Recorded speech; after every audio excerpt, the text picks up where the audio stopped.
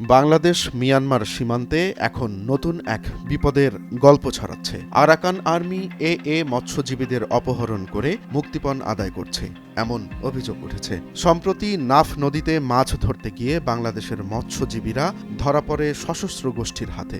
মুক্তিপণের বিনিময়ে তাদের ফেরত দেয়া হচ্ছে, তবে কোনো তথ্য দিতে রাজি না হলে চলতে থাকে নির্যাতন।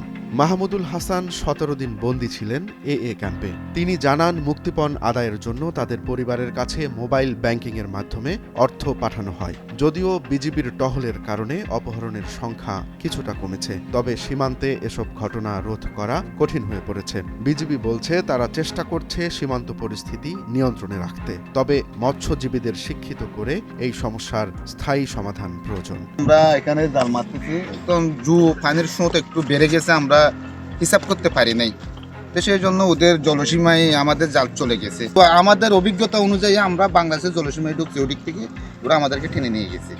কিসে আসছে ওরা? স্পিড বোট নিয়ে। কয়জন ছিল ওদের? 7 জন ছিল, 2 জনের হাতে অস্ত্র রাইফেল ছিল, আর মোট 5 জনের হাতে অস্ত্র ছিল না।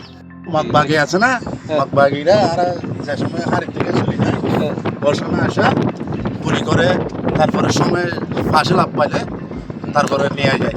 কেন তাহলে জানি কি করতে হবে, কেন কি করতে হবে জানি না, এটা ওদের ব্যাপার।